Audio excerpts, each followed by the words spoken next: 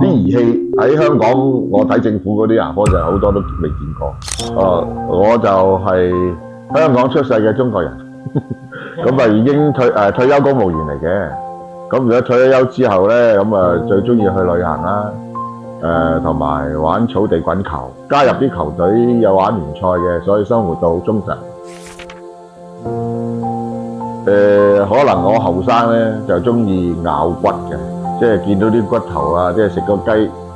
兩頭兩尾咬碎晒嚟食嘅，咁啊變咗啲牙早就有好多裂痕，啲牙醫話我有好多裂痕，咁啊補牙整牙套啊補牙，香港都做咗好多噶啦，牙醫建議你剝咗佢啦，咁剝咗佢植牙，咁就比較最長久咯。開始上網揾資料啊，咁啊揾到德貝美呢度，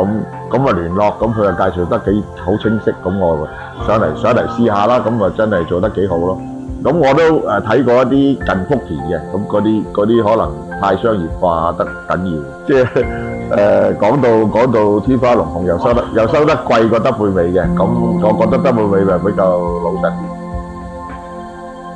X-ray 啊，做咗檢查啊，咁啊見到我隻牙呢隻牙個牙腳嗰度發炎得厲害，因為我都痛咗成半年啊。咁我就上嚟呢度睇啦，咁佢一照，佢話你個牙腳發炎得厲害，啲骨都開始蝕㗎啦。如果你再唔理佢咧，個牙腳呢入邊啲骨冇晒嘅會。咁佢建議我剝咗佢咯，剝咗佢植牙最好咯。唔緊張喎，因為佢又地方又夠大，樓底又夠高，啲儀器又夠新。咁我第一次嚟一入嚟我都已經有啲好好嘅觀感啦，呢度好乾淨，好大，好多醫護人員，咁啊啲人又有禮貌，咁啊有好多人識講我哋廣東話，咁啊更加親切，咁啊係啦，個手術又好快，好好。啲儀器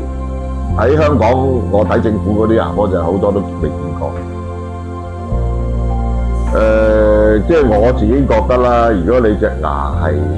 可以保留嘅，就更加好啦。譬如你經過牙套啊，到牙根就冇咁容易發炎啊，冇咁痛啦。咁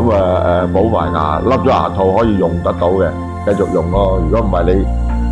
同埋如果你真係有啲牙壞咗，你剝咗，最佳嘅辦法就植牙，我覺得。即係我都有朋友有屋企人。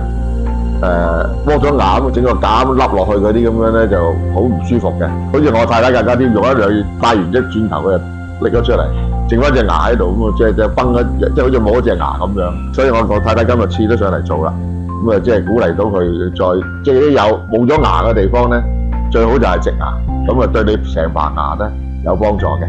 即係唔會啲牙罅越拉越疏啊，咁慢慢有牙周病啊，咁你就好多牙就廢咗啦，食唔到嘢。覺得希望你哋更加保持專業啦，即係已經係非常好㗎啦。即係尤其是比起香港啊，就我覺得仲有親切感啲，反為